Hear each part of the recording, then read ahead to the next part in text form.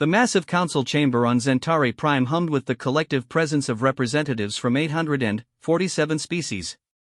Crystalline beings whose thoughts resonated through harmonic frequencies sat beside gaseous entities contained within environmental suits, while silicon-based lifeforms exchanged data with beings of pure energy.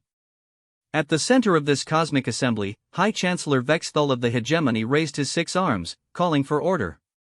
The matter before us today concerns a newly discovered species from Sector 7749 Delta, Vexthul announced, his voice carrying the weight of millennia. They call themselves humans and have recently achieved rudimentary faster-than-light travel. A ripple of disinterested acknowledgement passed through the chamber. This was routine, another primitive species to be brought under council control. Ambassador Quintar of the Nexari Collective, her gaseous form swirling within her containment suit, accessed the preliminary report through her neural interface. Standard carbon-based bipeds, she observed, her synthesized voice carrying a note of boredom. Single planet origin, recently unified government, population of approximately 8 billion. Their technology appears to be based on crude fusion drives and primitive AI constructs.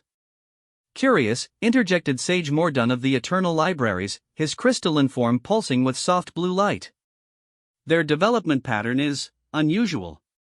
They achieved nuclear weapons before spaceflight, survived multiple global conflicts, and somehow managed to avoid self-extinction. Most species either destroy themselves or achieve peace before reaching this technological threshold. High Chancellor Vexthul consulted his data streams. Indeed. Their preliminary cultural assessment shows a species with remarkable aggressive tendencies, yet also capable of extraordinary cooperation. They have somehow managed to turn their birth world, classified as a Class 12 death world, into a thriving garden planet. A murmur of surprise echoed through the chamber. Class 12 death worlds were considered uninhabitable by Council standards. The fact that an intelligent species had not only evolved there but thrived was noteworthy. Their world appears to be actively trying to kill them, continued Mordun, scrolling through atmospheric and biological data. Severe weather patterns, tectonic instability, and an ecosystem filled with predators that should have prevented the evolution of civilization. Yet they have not only survived but dominated their environment completely. Council Executor Zaraneth, a towering figure whose species had once ruled a third of the galaxy before joining the council, leaned forward with interest. Show me their military capabilities. The holographic display in the chamber's center shifted, showing various human military installations and weapon systems. Images of aircraft carriers, nuclear submarines, and orbital defense platforms rotated slowly in three-dimensional detail. Primitive by our standards, Vexthul noted, but remarkably diverse. They have weaponized virtually everything in their environment. Nuclear weapons, biological agents, chemical weapons, kinetic bombardment systems, electromagnetic pulse devices, and something they call cyber warfare. They even maintain stockpiles of what they term conventional weapons, which appear to be kinetic projectile systems. Kinetic projectiles? Zaranetha's interest was clearly piqued. In space? No, surface-based. They fire small metal projectiles at hypersonic speeds. Quite inefficient by galactic standards, yet they have perfected these weapons to a degree that suggests an almost obsessive dedication to the art of warfare. Ambassador Thyssra of the Void touched, her form a shifting mass of dark energy barely contained within a humanoid outline, spoke for the first time. Their psychological profile indicates a species that views conflict as a normal state of existence. They have maintained standing military forces even during their rare periods of global peace. The data streams continued flowing across the chamber's displays. Human cities, infrastructure, cultural centers, and technological marvels were examined and catalogued with the clinical detachment of species who had done this 846 times before. Their response to first contact will likely follow standard patterns, predicted Quintar. Initial fear, attempts at negotiation, eventual submission when they realize the futility of resistance. High Chancellor Vexthul nodded, accessing the standard ultimatum protocols. We shall dispatch the usual first contact team. Ambassador Kethval will deliver the standard demands: 50% resource tribute, 10% population conscription for council projects, and complete technological oversight. Standard terms for a Class 3 civilization. Agreed, the chamber responded in unison, their various forms of communication creating a harmonic chorus of consent. 3 days later, the Council first contact vessel Inevitable Convergence dropped out of hyperspace at the edge of the Sol system. The massive ship, stretching nearly 15 kilometers in length, was a monument to Council authority. Its hull bore the sigils of every member species, and its weapons systems could sterilize a planet in minutes. Captain Kethval, a member of the reptilian Saurian hegemony, stood on the ship's bridge reviewing the human communication frequencies his crew had been monitoring during their approach. The humans had detected their arrival immediately and had begun transmitting on multiple channels. Fascinating, noted Science Officer Telnara, her insectoid features clicking with interest. They are not attempting to hide. Most species go silent when they first detect a Council ship. They are broadcasting on over 300 different frequencies, reported communications specialist Vorthak. Music, data streams, something called internet traffic, and what appears to be governmental communications. Kethval studied the tactical display showing human military assets. Orbital stations, space-based weapons platforms, and hundreds of small spacecraft were moving into defensive positions. They are preparing for conflict. Should we be concerned? Asked Telnara. Kethval's reptilian features curved into what his species considered amusement. They possess no weapons capable of penetrating our shields, no propulsion systems that could match our speed, and no defensive measures that could withstand our firepower. Their preparations are adorable. The Inevitable Convergence moved deeper into the system, its sensors cataloging every human asset. Military satellites were tracked and marked for immediate destruction if needed. Naval vessels on Earth's oceans were noted and dismissed as irrelevant. The orbital platforms drew slightly more attention, but their primitive railgun and missile systems posed no threat to Council technology. Establish communication, Kethval ordered. The transmission reached every human communication device simultaneously. Television screens, radio broadcasts, internet feeds, and even simple receivers suddenly carried the same message. The image of Captain Kethval appeared, his imposing reptilian form seated in the command chair of a vessel that dwarfed Earth's largest space stations. Inhabitants of the planet you call Earth, his voice resonated across every speaker on the planet, automatically translated into every human language. I am Captain Kethval of the Galactic Council First Contact Division. Your species has achieved interstellar travel and thus falls under Council jurisdiction. On Earth, billions of humans stopped what they were doing to listen. In government buildings, military command centers, and homes around the globe, people watched as humanity's first contact with alien intelligence unfolded. The Galactic Council has maintained peace and order in this galaxy for over 3 millennia.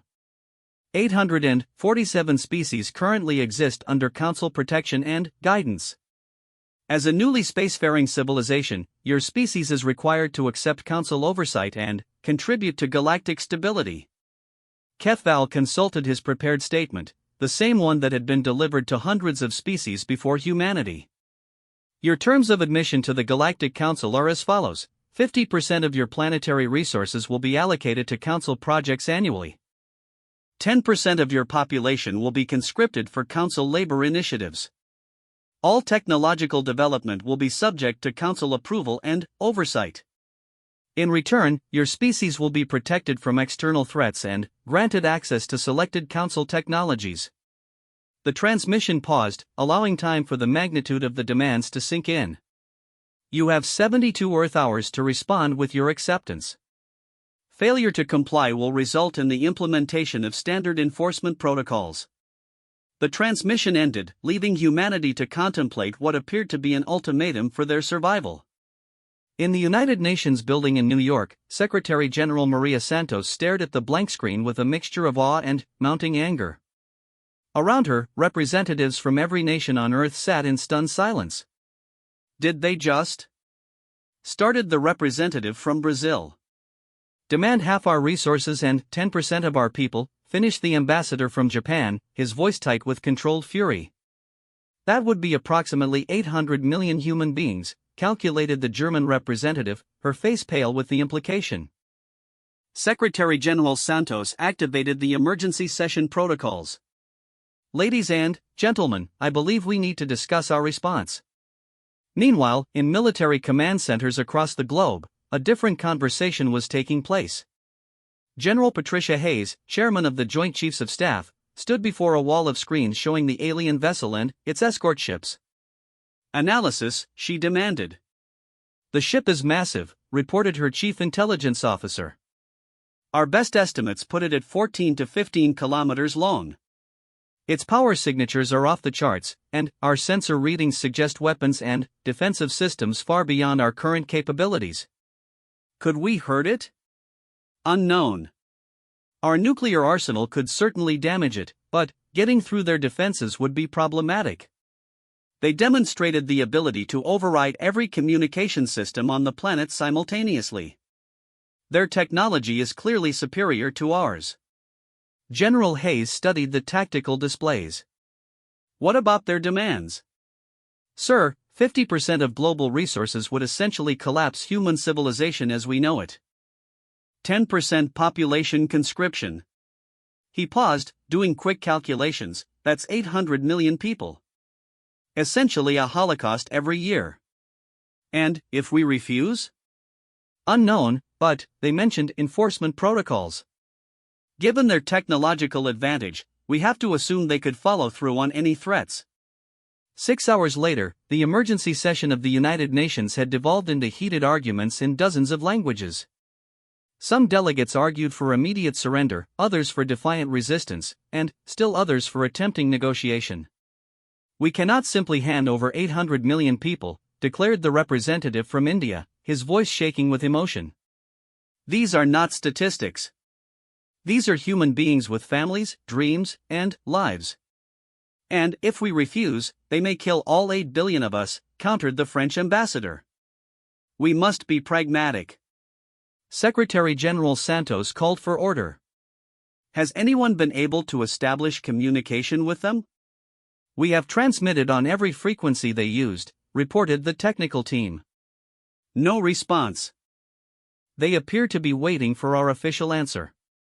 In Beijing, President Chen Weiming stood with his military advisors, studying intelligence reports on the alien vessel. Their ship moved from the edge of our solar system to Earth orbit in less than 6 hours. Our fastest spacecraft would take months to cover that distance.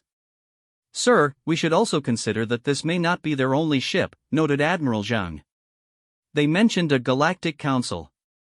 How many species are we potentially facing? 847, according to their transmission, replied General Liu, reading from the translated message. If each species contributes vessels to their enforcement capability.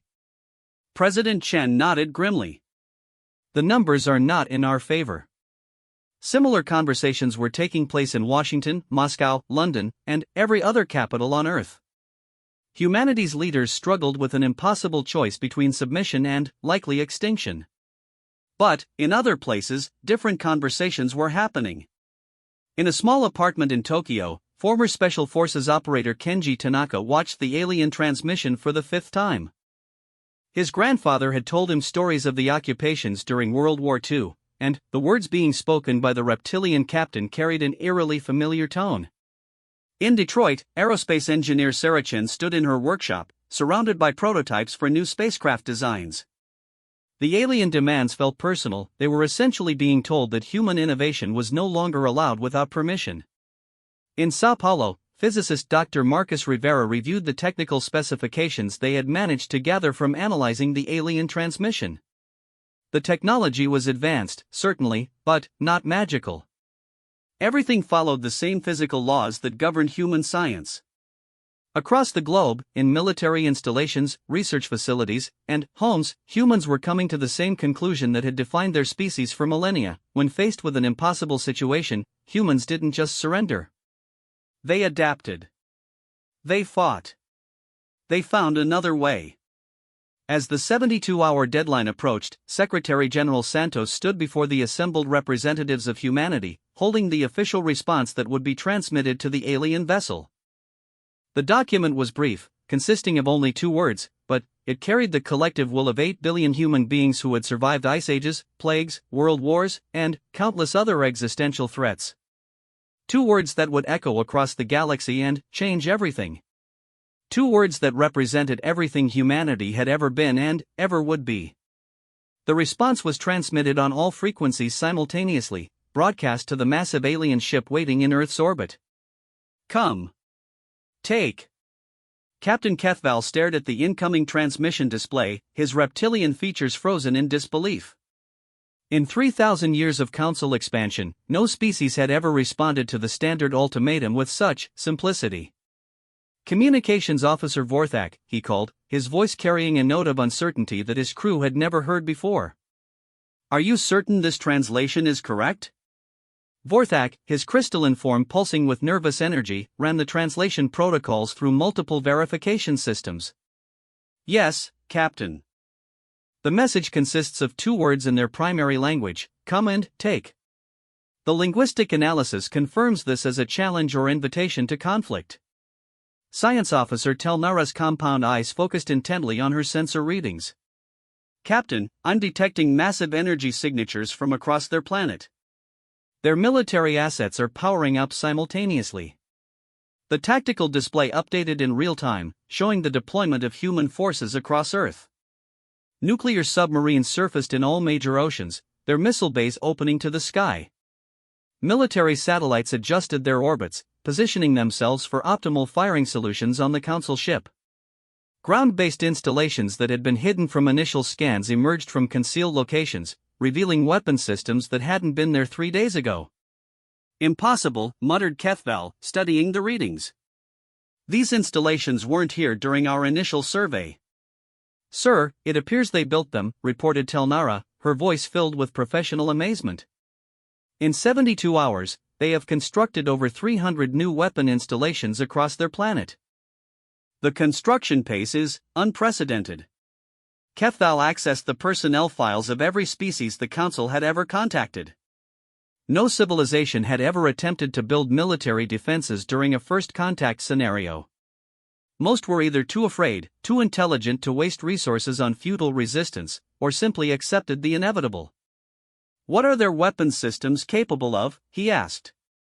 Nuclear missiles with yields up to 100 megatons, orbital kinetic bombardment platforms, electromagnetic pulse devices, and what appears to be experimental directed energy weapons, Telnara read from her analysis. None of these should be able to penetrate our shields, but the quantity is substantial. The display showed over 10,000 active weapon systems now targeting the Council ship.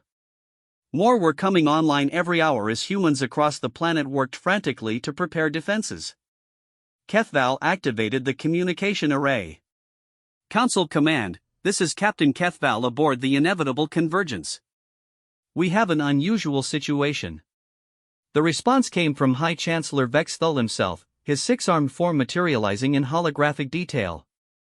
Report, Captain. The humans have rejected our ultimatum, Chancellor. Their response was direct. Elaborate. Kethval transmitted the human message and the current tactical situation.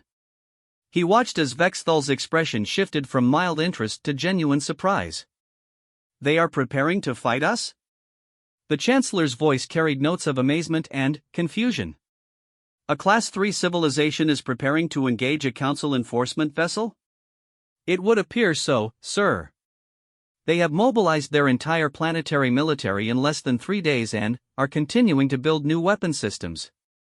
Ambassador Quintar's gaseous form materialized alongside the Chancellor. This is unprecedented. Have you explained the futility of their position? Sir, I followed standard first contact protocols exactly. They understand what they are facing. Sage Mordun joined the communication link, his crystalline body pulsing with analytical light. Captain, are you certain they understand the technological disparity? Perhaps their translation systems are inadequate. Before Kethval could respond, his communications officer suddenly straightened. Captain, we're receiving an incoming transmission from the planet. On screen. The image that appeared showed a middle-aged human female in what appeared to be formal attire, standing behind a podium bearing the symbol of their planetary government. Behind her stood humans in various military uniforms, their faces set with grim determination. "I am Secretary General Maria Santos of the United Nations, speaking on behalf of the human species," she began, her voice steady and clear. "We have received your demands and considered our response carefully." Secretary General Santos paused, looking directly into the camera with eyes that had seen too much of human history to be intimidated by cosmic bullies. 3,000 years ago, you began demanding tribute from species across this galaxy. You have apparently grown comfortable with submission, with fear, with the easy path of domination through superior firepower. Today, you encounter something different. On the bridge of the inevitable convergence, Captain Kethval found himself leaning forward despite himself. "You demand 50% of our resources. These resources represent the blood, sweat, and tears of 8 billion human beings working to build a better future for their children. You demand 10% of our population. These are not numbers on a statistical chart. These are mothers, fathers, children, scientists, artists, dreamers, and builders. You demand oversight of our technology, essentially reducing us to a client state under your control." Secretary General Santos stepped closer to the camera, her voice gaining intensity. "Humanity has faced extinction before. We have survived ice ages that lasted millennia, plagues that killed a third of our population, wars that devastated entire continents, and cosmic impacts that altered our planet's climate. We survived because we learned a fundamental truth about our species." She paused, letting the weight of her words settle. "We do not kneel." The transmission showed images of human history, ancient civilizations rising from ashes, explorers crossing dangerous oceans, scientists pushing the boundaries of knowledge despite persecution, soldiers standing against impossible odds. You see us as a primitive species because we still fight wars. You fail to understand that we fight wars because we refuse to surrender our principles. You see our weapons as crude because they rely on kinetic force and chemical explosives. You fail to understand that we weaponized everything because we refused to let anyone else determine our fate. The images shifted to show the massive mobilization currently happening across Earth. Factories converting to weapon production in hours, civilian spacecraft being retrofitted with military systems, and humans of every age and profession working together with a unity that transcended national boundaries. You think we will submit because you have superior technology. You misunderstand the nature of human psychology. The greater the threat, the more united we become. The more impossible the odds, the more determined our response. Secretary General Santos looked up, as if she could see through the cameras to the massive ship in orbit. "You want 50% of our resources? Come and take them. You want 10% of our people? Come and take them. You want to control our future? Come and take it." The transmission included tactical data showing the current state of Earth's defenses. Over 15,000 weapon systems were now active, with more coming online every hour. The numbers were staggering not because individual weapons posed a threat to Council technology, but because of the scale of human mobilization. "We are transmitting the current status of our planetary defense systems so you understand exactly what you are facing," Santos continued. "We have no illusions about our technological disadvantages. We know you could probably destroy our civilization if you chose to do so. But we also want you to understand the cost." The tactical display showed projected casualty estimates. Even with overwhelming technological superiority, a direct assault on Earth would result in millions of human deaths, massive resource destruction, and the complete devastation of the planet the Council had intended to exploit. If you choose to enforce your demands through violence, you will face 8 billion humans who have turned their entire world into a fortress. You will face a species that has spent its entire evolutionary history learning how to fight against superior forces. You will face a civilization that would rather burn than kneel. The transmission paused, showing images of humans across the globe, children helping to carry supplies to military installations, elderly citizens working in weapon factories, scientists collaborating on new defensive technologies. "But we also want you to know that we are not monsters. If you choose to recognize our sovereignty, if you choose to treat us as equals rather than subjects, we would welcome peaceful cooperation. We have much to offer the galaxy, and we suspect we have much to learn. Secretary General Santos stepped back from the podium, her expression softening slightly. The choice is yours, Captain Kethval of the Galactic Council. You can choose to respect our autonomy and begin genuine diplomatic relations, or you can choose to add Earth to your list of conquered worlds. But, understand this, we will make that choice as expensive as possible. The transmission included one final image, a composite photograph of Earth taken from space, showing the blue and green world that had somehow produced a species crazy enough to threaten a galactic empire. We await your response. The transmission ended, leaving the bridge of the inevitable convergence in absolute silence. Captain Kethval stared at the tactical displays showing the scope of human military preparation. In 72 hours, they had essentially militarized their entire planet. More importantly, they had done so with a level of coordination and efficiency that spoke to something deeper than simple military capability. Sir, Communications Officer Vorthak said quietly, I'm receiving priority transmissions from Council Command. The holographic forms of High Chancellor Vexthal and the entire Council inner circle materialized on the bridge. Their various species represented the most powerful civilizations in the galaxy, and Kethval could see concern in their alien features. Captain, Chancellor Vexthal began, we have monitored the human transmission. This is an unprecedented situation. Yes, sir. I have never encountered a species that responded to first contact by militarizing their entire planet. Ambassador Quintar's gaseous forms swirled with agitation. Their mobilization timeline is impossible according to our sociological models.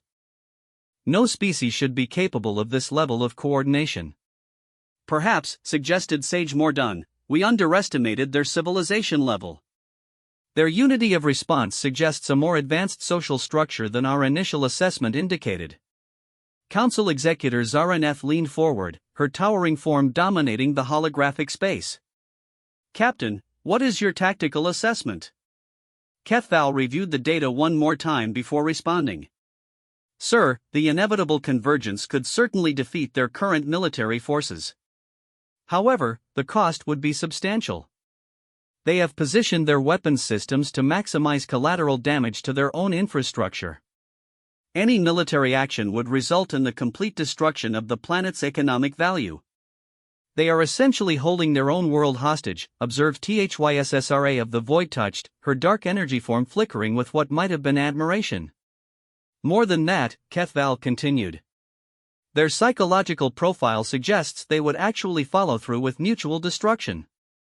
Most species threaten suicide to avoid conquest but ultimately choose survival. The humans appear genuinely prepared to die rather than submit. Chancellor Vexthal accessed historical records of Council expansion. In 3 millennia, we have never encountered such a response. Every species eventually recognizes the logic of submission. Sir, I don't believe humans recognize logic the same way we do, Kethval replied. Their entire history consists of choosing the difficult path over the practical one. They have repeatedly chosen principle over survival. The council members exchanged glances through their various forms of communication. This was uncharted territory. Captain, Chancellor Vexthal finally said, maintain position and await further orders. Do not take any aggressive action until we have fully analyzed this situation. Understood, sir. As the communication ended, Captain Kethval turned to his crew. Continue monitoring human military preparations. I want to know everything about their capabilities. Sir, Science Officer Telnara reported, there's something else you should see. The tactical display shifted to show global communication patterns. Instead of the panic and chaos that typically accompanied first contact with the Council, human communication networks were operating with increased efficiency. They're not panicking, Telnara observed. Their global communications have actually become more organized since our arrival. They appear to be treating this as a project. A project? Yes, sir. Like a massive engineering challenge rather than an existential threat. Their productivity has increased across all measurable metrics. Captain Kethval studied the data with growing amazement. Most species experienced societal breakdown when facing council ultimatums. The humans seem to have become more efficient. Below, on Earth, the preparation continued with relentless intensity. In research facilities around the globe, scientists worked around the clock to adapt existing technology for space warfare. In factories, entire production lines were converted to military purposes. In cities, civilians organized supply networks and communication systems. But, perhaps most significantly, in the depths of space, human ships that had been scattered across the solar system began to converge on Earth. Mining vessels, research ships, cargo haulers, and the few military spacecraft humanity possessed started moving into defensive positions. The humans were not just preparing to defend Earth. They were preparing to defend the principle that some things were worth more than survival. And, in the vast expanse of space, word was beginning to spread throughout the galaxy that something unprecedented was happening in a small system on the outer rim. A species had said no to the Galactic Council. And, they meant it. Word traveled fast across the galactic communication networks. In the 3,000 years of Council expansion, nothing like this had ever happened. From the crystalline spires of Centauri Prime to the floating cities of the Nexari Collective, species across the galaxy monitored the situation developing around the small blue world that had dared to say no. On the Council world of Kythera, Ambassador Telshera of the Minari Commonwealth reviewed the incoming intelligence reports with growing fascination. Her species had been among the first to submit to Council authority, trading their independence for protection and technological advancement. Like most Council species, they had accepted their place in the galactic hierarchy without question. But, the human response had sparked something that had been dormant for centuries: curiosity about what might have been. Ambassador, her aide reported, were receiving communication requests from over 200 member species. They all want information about the human situation. Telshera studied the data streams flowing across her workstation. This level of interest is unprecedented. Why are they so concerned about one primitive species? Ma'am, I believe it's because they're not acting like a primitive species. Their response pattern doesn't match any known civilization model. Meanwhile, in the outer systems where Council authority was less absolute, different conversations were taking place. On mining stations and frontier colonies, species that remembered independence before Council control watched the human broadcasts with growing amazement. In the Kepler sector, Captain Vashta of the Altarian Free Traders stood on the bridge of his cargo vessel, watching the human mobilization footage for the third time. His species had fought the Council for 50 years before finally accepting tributary status, and the images of human defiance stirred memories he had tried to suppress. "Sir," his navigator reported, "we're receiving similar broadcasts from dozens of ships in this sector. Everyone's watching the human situation." "Plot a course for the Sol system," Vashta ordered quietly. "Sir? That system is under Council interdiction." "I said plot a course." Similar decisions were being made across the galaxy. Ships that had been following routine trade routes suddenly altered course toward the outer rim. Official Council communications warned against interference, but the warnings went largely unheeded. Something was happening that hadn't occurred in 3 millennia. Species were remembering what freedom felt like. Aboard the inevitable convergence, Captain Kethval found himself facing an increasingly complex situation. The human military buildup continued at an exponential pace, but more concerning was the growing fleet of non-Council ships arriving at the edge of the Sol system. "Captain," Communications Officer Vorthak reported, "we now have 47 vessels from 18 different species holding position beyond the system's outer planets. They claim to be observing under interstellar neutrality protocols." "Observers," Kethval muttered, studying the tactical display. "In 3,000 years, no species has ever needed to observe a Council first contact situation." Science Officer Telnara looked up from her sensor readings. "Sir, there's something else. The human defense preparations have evolved." The tactical display shifted to show Earth's orbital defenses. What had begun as hasty military installations had transformed into sophisticated weapon platforms. More disturbing was the evidence of technology that shouldn't exist. "They've been reverse engineering our initial sensor sweeps," Telnara explained. These new installations are showing energy signatures consistent with directed plasma weapons and gravitational field manipulation. Impossible. Those technologies require theoretical frameworks they shouldn't possess. Sir, I believe they derived the theory from analyzing our ship's field emissions. In 5 days, they've made theoretical leaps that took most species centuries to achieve. Captain Kethval reviewed the data with growing unease. The humans weren't just building more weapons, they were building better weapons at an alarming rate. Any species that can advance their technology this quickly, he began, would pose a significant threat to Council supremacy, Telnara finished quietly. On Earth, the massive mobilization had reached levels that defied every sociological model in the Council database. Cities had transformed into production centers overnight. Universities had converted their research facilities to military development. Even more remarkably, there had been virtually no civil unrest or government collapse. Dr. Sarachan stood in what had been her aerospace laboratory 5 days ago and was now a prototype weapon design facility. Around her, teams of engineers, physicists, and mathematicians worked with desperate intensity to solve problems that had never been attempted before.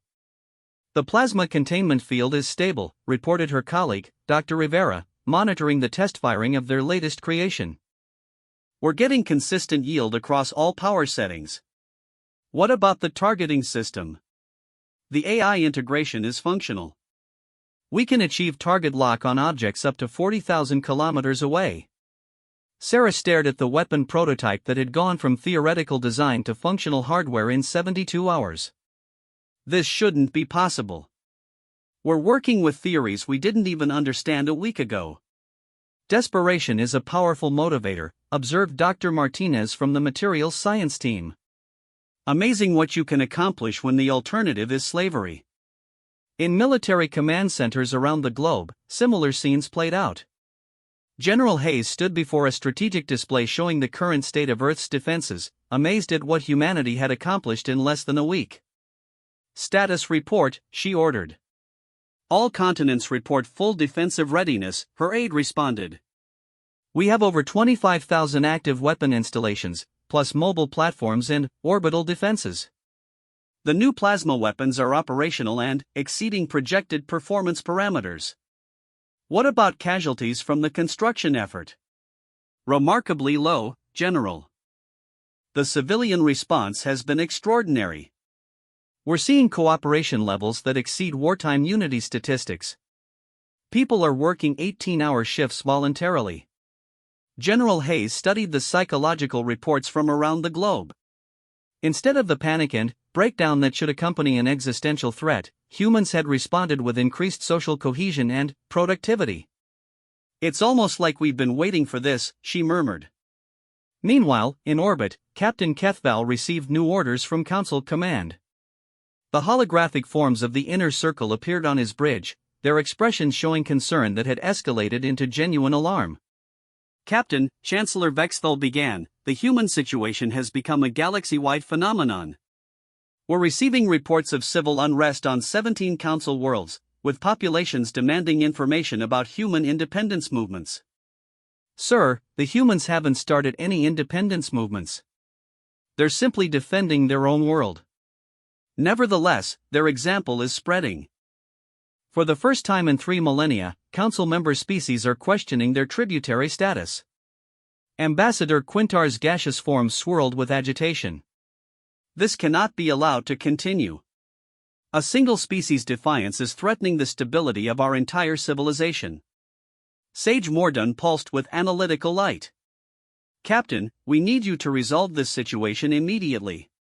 Use whatever force is necessary to bring the humans into compliance. Sir, with respect, I believe military action would be counterproductive. The humans have made it clear they will destroy their own world rather than submit. Any attack would result in the complete loss of the planet's economic value. Council Executor Zaraneth leaned forward menacingly.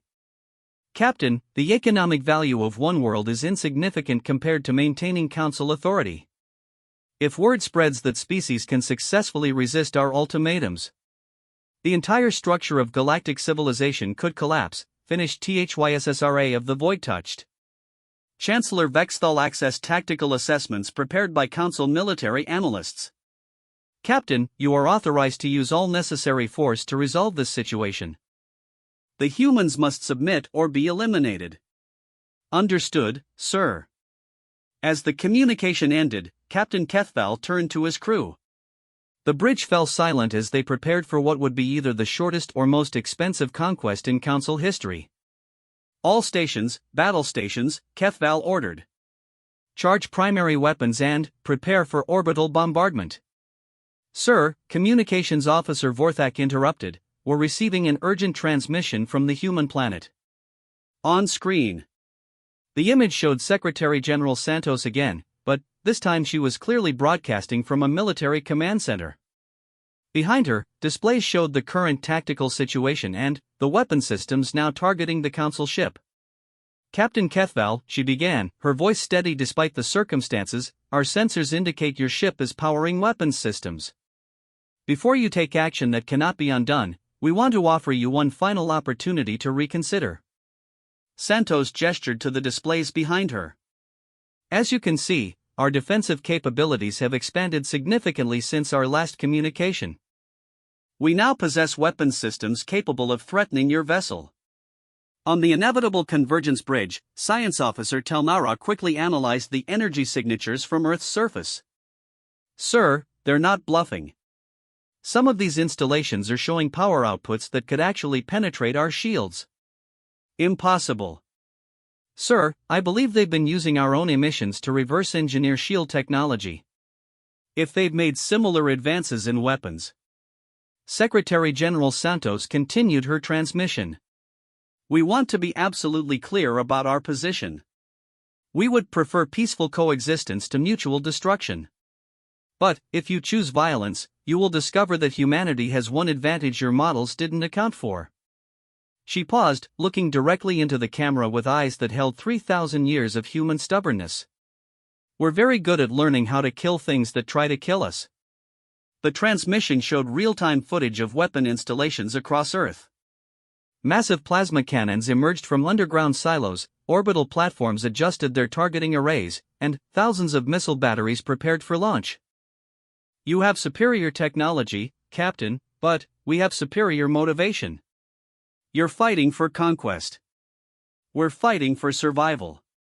History suggests that motivation matters more than technology. Santos looked up toward orbit, as if she could see the Council ship through the cameras. Last chance, Captain. Choose peace, or choose to find out why humans are the apex predator on a Class 12 death world. The transmission ended. Captain Kethval stared at the tactical display showing the massive array of weapons now targeting his ship. For the first time in his long career, he faced an enemy that seemed genuinely prepared to fight to the death. Sir, his tactical officer reported, I'm reading energy spikes from over 300 separate weapon installations. They're preparing to fire. All those weapons targeting us? No, sir. They appear to be targeting our ship, the planet's own infrastructure, major population centers, and strategic resources. If they fire, they'll devastate their own world. Captain Kethval realized with growing horror what he was looking at. The humans weren't just prepared to fight the Council, they were prepared to deny the Council any victory by destroying everything worth conquering. They're holding their own civilization hostage, he whispered. Sir, weapons charged and ready to fire, reported his tactical officer. Kethval looked at the tactical display one final time. He could fire first, likely destroying most of Earth's defenses before they could respond. But the humans would still get some shots off, and, more importantly, they would die as they had lived, defiant, unbroken, and free. Or he could withdraw, reporting back to the Council that humanity was too dangerous to conquer. Either choice would change everything. Sir, his tactical officer prompted. Orders? Captain Kethval took a deep breath, knowing that his next words would echo across the galaxy for centuries to come. Fire. The space around Earth erupted into violence unlike anything the galaxy had witnessed in 3 millennia. The inevitable convergence's primary weapons unleashed streams of coherent energy that could vaporize asteroids, targeting the most threatening human installations. Plasma beams lanced down from orbit, striking weapon platforms with devastating precision. For a moment, it seemed like the human defiance would end as it always had for every other species, with overwhelming technological superiority crushing primitive resistance. Then, the humans fired back. The first human plasma cannon that struck the Council ship's shield sent shockwaves through both vessels. On the inevitable Convergence's bridge, Science Officer Telnara stared at her readings in disbelief. "Impossible," she breathed. "Their weapon penetrated our outer shield matrix." "Damage report." Captain Kethval barked, feeling his ship shudder under impacts that should have been absorbed harmlessly. "Minor hull damage to Section 7, his tactical officer reported. "But, sir, our shields are operating at only 85% efficiency. Their weapons are somehow disrupting our field harmonics." The next volley from Earth confirmed humanity's technological breakthrough. Dozens of plasma streams struck the Council ship simultaneously, each one finding microscopic weaknesses in the shield matrix.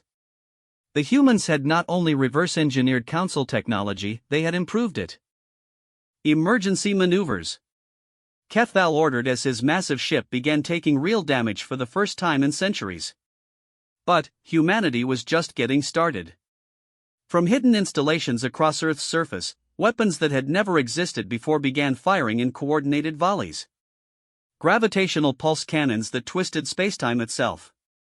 Quantum disruption beams that interfered with the fundamental forces holding matter together. Kinetic projectiles accelerated to significant fractions of light speed. "Sir, we have a problem," Telnara announced, her voice tight with professional concern. "They're not firing randomly. They're conducting organized research."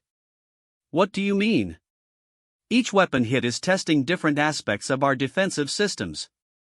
They're learning our capabilities in real time and adapting their targeting accordingly." On Earth, the massive coordination effort that had mobilized the planet was proving its worth in combat. In command centers buried deep underground, human military leaders tracked every shot fired and every impact achieved, feeding data to weapons systems that adjusted their targeting with each subsequent volley. General Hayes stood before a tactical display that showed the battle in real time. "Analysis of their shield harmonics? We're getting better penetration with each strike," reported Dr. Chen, who had been transferred from weapon development to tactical analysis. "Their defensive systems appear to use rotating frequency modulation, but we're mapping the pattern." Time to complete breakthrough? At current learning rates, approximately 14 minutes until we can achieve consistent shield penetration. And their offensive capabilities? Devastating but limited. They can destroy any target they focus on, but they can't target everything simultaneously. We just need to survive long enough to force them to choose between destroying us and protecting themselves. In space, Captain Kethval faced exactly that choice. His ship could easily destroy Earth's major cities, industrial centers, and military installations, but doing so would require focusing his weapons on planetary targets rather than the weapons platforms that were slowly but steadily tearing through his defenses. "Sir, incoming transmission from Council Command," Communications Officer Vorthak reported. Chancellor Vexthal's holographic form appeared on the bridge, his 6 arms gesticulating with barely controlled panic.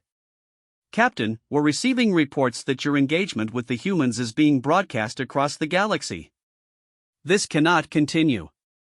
Sir, the humans are proving more capable than anticipated. They've somehow developed weapons that can threaten Council vessels." "Impossible. No species has ever." His words were cut off as another volley of human weapons struck the inevitable convergence, causing visible energy discharges along the hull that were captured by the sensors of dozens of ships scattered throughout the system. "Sir," Kethval continued, "the humans appear to have reverse-engineered our technology and improved upon it in a matter of days. They're demonstrating capabilities that should require decades of development." Ambassador Quintar's gaseous form materialized beside the Chancellor, swirling with agitation. "Captain, you must understand the implications. If word spreads that human weapons can damage Council vessels, every subjugated species in the galaxy will begin developing similar technology." "Ma'am, with respect, how?" "The humans accomplished this because they had direct access to our ship's emissions and 5 days of uninterrupted analysis. Most species don't have the theoretical framework, interrupted Sage Mordun, his crystalline form pulsing with urgent light. Captain, the humans aren't just reverse engineering our technology. They're broadcasting their research data on open channels. Every species with sufficient scientific capability could potentially replicate their advances. Captain Kethval felt a cold realization settle over him. They're weaponizing their own research? Every calculation, every breakthrough, every improvement they make to their weapons, they're sharing it with anyone listening. In the past hour, we've detected similar transmissions from 16 different species. The tactical situation suddenly made terrible sense. The humans weren't just fighting for their own freedom, they were providing the galaxy with the tools to overthrow Council authority entirely. Sir, urgent tactical update, Telnara announced. Human weapons effectiveness has increased by another 12% in the last 3 minutes. They're still learning. Another volley struck the Council ship, this time penetrating deeper into the shield matrix and causing actual structural damage. Alarm klaxons began wailing throughout the massive vessel. Hull breach on decks 12 through 15, the damage control officer reported. Emergency force fields are holding, but we're losing atmosphere. For the first time in 3,000 years, a Council ship was bleeding. The psychological impact rippled across the galaxy faster than the speed of light itself. In the outer systems, where dozens of ships from various species watched the engagement through long-range sensors, the impossible was happening before their eyes. On the bridge of the Altarian vessel Deep Current, Captain Vashta watched the sensor readings with growing amazement. "Confirm those readings," he ordered his sensor officer. "Confirmed, sir. The Council ship has taken actual damage. Multiple hull breaches and system failures." Around him, his bridge crew, veterans of their own species, war against the Council, exchanged glances of disbelief and growing hope. "Sir," his communications officer reported, "we're receiving data transmissions from the human planet. They're broadcasting technical specifications and theoretical frameworks for their weapons." Vashta studied the incoming data with professional interest. The human research was elegant, practical, and clearly effective. More importantly, it was adaptable to existing technology bases. "How long would it take us to modify our primary weapons with these specifications?" "Sir, most of this could be implemented with software modifications and field adjustments. Maybe 6 hours for basic capability." Similar conversations were happening on ships throughout the system and across the galaxy. Species that had accepted Council dominance for centuries suddenly found themselves looking at plans for weapons that could level the playing field. Back on Earth, the battle continued with increasing intensity. The Council ship was fighting back viciously, destroying weapon installations and entire city blocks with each targeted strike. But, for every human installation destroyed, 2 more came online as the planet's incredible industrial mobilization continued even under fire. "Casualty reports?" General Hayes asked, knowing the answer would be devastating. "Estimated 2 million dead or missing," her aide reported grimly. "But, sir, civilian morale remains high. If anything, the casualties are increasing determination to resist." The tactical display showed the stark reality of the engagement. The Council ship was winning by any reasonable measure, inflicting massive casualties and destroying huge amounts of infrastructure. But the humans were achieving something that no species had managed in 3 millennia. They were hurting their attackers. "Dr. Chen, status on shield penetration research?" "We've achieved consistent breakthroughs, General. Our current weapons can penetrate their shields approximately 60% of the time. More importantly, we've identified critical system vulnerabilities." "Elaborate." "Their power distribution network has bottlenecks that we can target. If we can coordinate strikes on specific hull sections, we might be able to cascade their entire defensive system."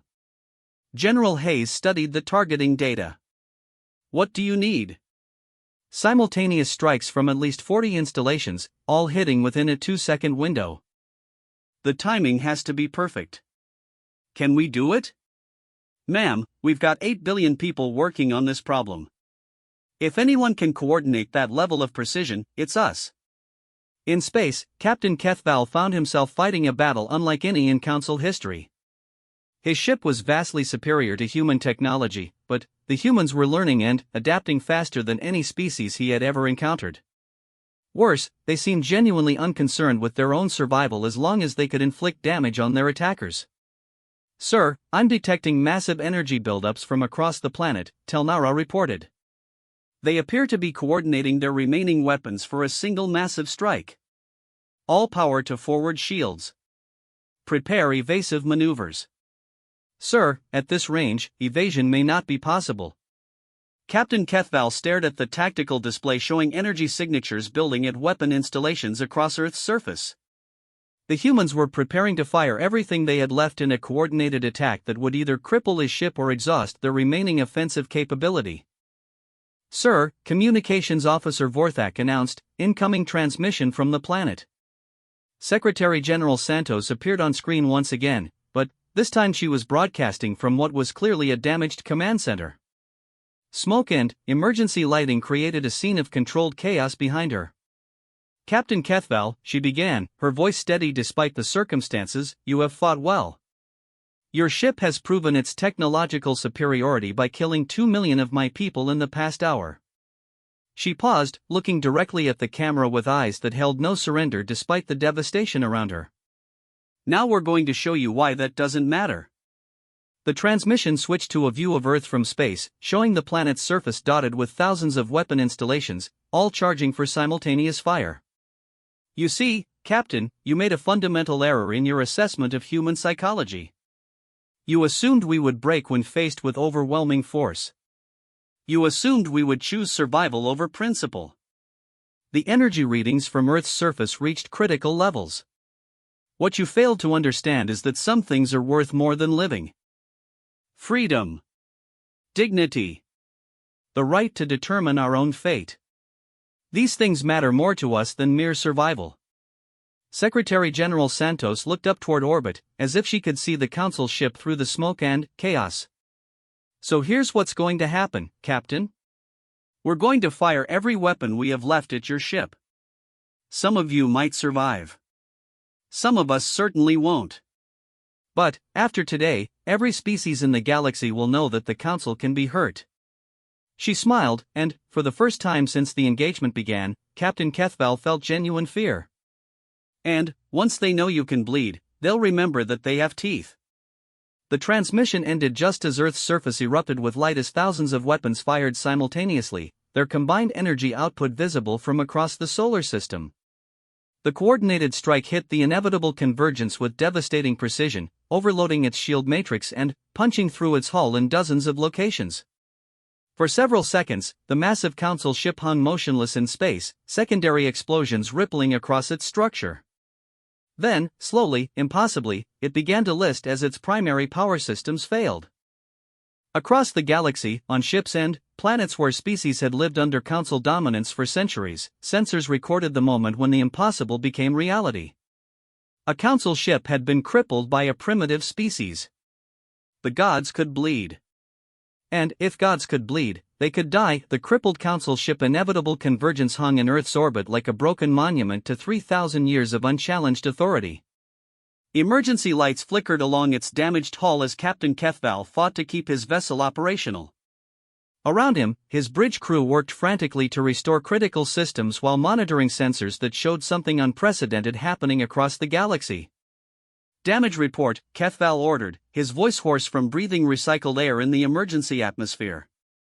"Primary weapons offline, shields at 12% capacity, propulsion systems failing," Science Officer Telnara reported. "Sir, we need immediate evacuation to maintain life support." But Captain Kethval was staring at something far more disturbing than his ship's condition.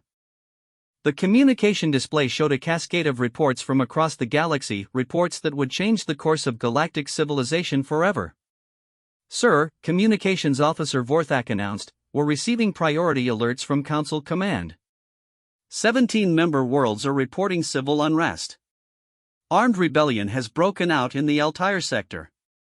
The Nexari Collective has officially withdrawn from Council authority." The impossible was happening. Species that had accepted Council dominance for centuries were rising in coordinated rebellion, armed with human research data and inspired by humanity's successful resistance. On the surface of Earth, the cost of victory was becoming clear. Major cities lay in ruins, industrial centers had been reduced to radioactive craters, and the planetary infrastructure that had taken decades to build was devastated. But, in command centers buried deep underground, human leaders watched global communication networks overflow with messages from across the galaxy. General, Dr. Chen reported, reading incoming transmissions, we're receiving contact requests from over 300 species. They're requesting detailed technical specifications for our weapons. General Hayes studied the tactical display showing the current state of Earth's defenses. Nearly 60% of their weapon installations had been destroyed in the engagement, but the remaining systems were more than enough to finish off the crippled Council ship if necessary. What's our current capability against the Council vessel? Sir, their shields are down to 12% efficiency. A single coordinated strike would destroy them completely. But General Hayes was looking at something more significant than immediate tactical concerns. Intelligence reports showed the galaxy-wide impact of humanity's resistance spreading faster than anyone had anticipated. Dr. Chen, how many species have the technological base to implement our weapons research? Based on the communication protocols we're detecting, at least 200 species could adapt our designs within days. Maybe 500 within weeks. The realization settled over the command center like dawn breaking across a battlefield. Humanity had not just won a single engagement, they had sparked a galactic revolution. Meanwhile, aboard the inevitable Convergence, Captain Kethval received an emergency communication from Chancellor Vexthal. The holographic image showed the Council leader's 6 arms trembling with barely controlled emotion. Captain, the situation has escalated beyond our worst projections. We're receiving reports of active rebellion in 43 star systems. Council ships are under attack across 7 sectors. Sir, the humans weaponized their research. They've given the entire galaxy the tools to fight us. We understand that now, Captain. The question is how to contain the situation before it destroys 3 millennia of galactic order. On the holographic display, additional Council members materialized, their various alien forms showing stress that transcended species barriers. Captain, Ambassador Quintar reported, her gaseous form swirling with agitation. Our enforcement fleets are reporting engagements with rebel forces using human-derived weapons. For the first time in Council history, our ships are taking significant casualties. Sage Mordun's crystalline form pulsed with analytical urgency. The theoretical frameworks the humans developed are being adapted and improved by species across the galaxy. What began as reverse-engineered technology is evolving into something potentially superior to our own. Council Executor Zaraneth leaned forward menacingly. Captain, you must eliminate the human homeworld immediately. Their continued existence serves as a rallying point for rebellion. But Captain Kethval was looking at his tactical displays, which told a different story. Sir, with respect, destroying Earth would not contain the situation. The humans have already transmitted their research to hundreds of species. The knowledge cannot be unlearned. Then, what do you recommend? Captain Kethval took a deep breath, knowing his next words would either end his career or fundamentally alter galactic civilization. Sir, I recommend we negotiate. The holographic conference erupted in shocked exclamations from Council members who had never heard the word negotiate apply to dealing with subjugated species. Negotiate? Chancellor Vexthal's voice carried disbelief. Captain, the Council does not negotiate with primitives. Sir, they're not primitives anymore. They've demonstrated technological innovation that rivals our best research divisions. They've unified their entire planet in less than a week. They've inspired rebellion across the galaxy. And, most importantly, they've proven that they would rather die than submit. Captain Kethval accessed his ship's analysis of the human engagement. Sir, review the tactical data. In 6 days, they went from crude kinetic weapons to technology capable of crippling a Council vessel. If we give them time to develop their capabilities further, they could pose an existential threat to Council authority, finished THYSSRA of the void touched, her dark energy form flickering with what might have been admiration. The council members exchanged glances through their various forms of communication. For the first time in 3,000 years, they were facing a situation that couldn't be resolved through overwhelming force. On Earth, Secretary General Santos stood in a temporary command center, reviewing reports from around the globe. The human casualties were staggering: over 3 million dead and twice that number injured. Major cities were in ruins, and the planetary economy had collapsed. But humanity had achieved something unprecedented in galactic history. "Ma'am," her aide reported, "incoming transmission from the council vessel. They're requesting communication on diplomatic frequencies." Santos stared at the communication request, understanding its significance. In 3,000 years, the Council had never used diplomatic protocols with a newly contacted species. "Put them through." The holographic image of Captain Kethval appeared, his reptilian features showing exhaustion and something that might have been respect. "Secretary General Santos," he began, his voice formal but no longer carrying the tone of absolute authority that had characterized their first contact, "I am authorized by the Galactic Council to discuss terms for coexistence." "Terms for coexistence?" Santos repeated, noting the careful choice of words. "The Council recognizes that humanity has demonstrated capabilities that warrant reconsideration of our initial assessment."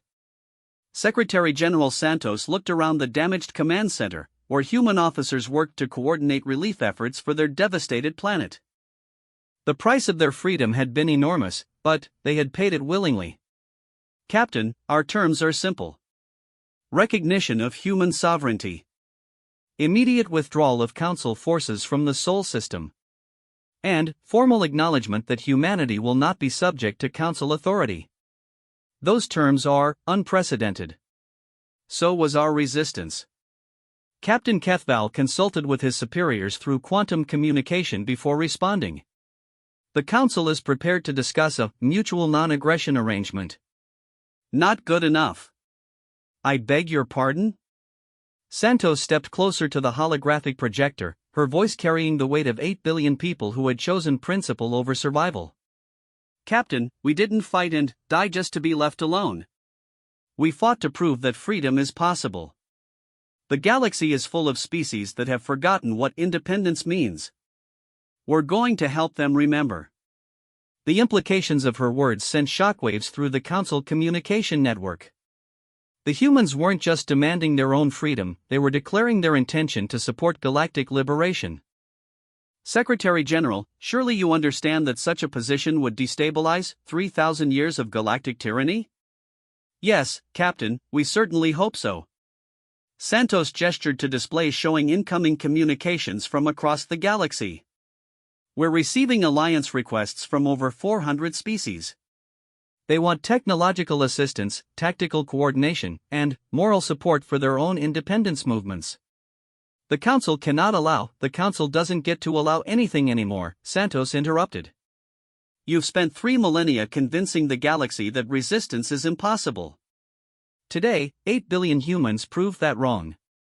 Tomorrow, trillions of beings across the galaxy are going to discover that they don't have to kneel either." Captain Kethval realized he was no longer negotiating the surrender of a single primitive species. He was witnessing the birth of a galactic revolution that would reshape civilization itself. "What do you want?" he asked finally. "Justice," Santos replied simply. "An end to forced tribute. An end to population conscription. An end to technological oversight. Freedom for every species to determine their own destiny." The galaxy would collapse into chaos. Or it might flourish into something beautiful. The communication continued for hours, but the outcome was inevitable. The Council's 3,000-year monopoly on galactic authority had been broken by a species too stubborn to submit and too innovative to defeat. Over the following weeks, the transformation accelerated. Human technical advisors traveled to rebel worlds, sharing weapons technology and tactical expertise. Human diplomats worked to coordinate independence movements across dozens of sectors. Human engineers helped species that had forgotten how to build their own weapons remember the principles of self-defense. The Council fought back, of course. Enforcement fleets were dispatched to crush rebellions before they could spread. Economic sanctions were imposed on species that refused to maintain tribute payments. Entire star systems were threatened with bombardment if they continued to resist. But the galaxy had learned something that the Council never intended to teach: gods could bleed. In the Kepler sector, Captain Vashta led a fleet of Altarian vessels armed with human-derived weapons against a Council enforcement squadron. For the first time in 50 years, Altarian ships fought as equals rather than as desperately outgunned rebels.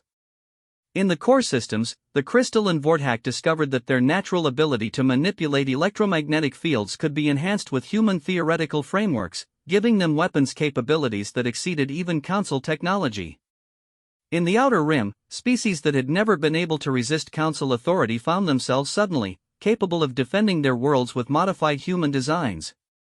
Within 6 months, the galaxy looked fundamentally different. Over 200 species had declared independence from Council authority. Trade networks that had operated under Council oversight for millennia reorganized themselves around principles of mutual benefit rather than tribute extraction. The Council still controlled significant territory and retained technological advantages in many areas. But their authority was no longer absolute, and their expansion had stopped completely. On Earth, the reconstruction continued amid a global celebration that humanity had never imagined possible.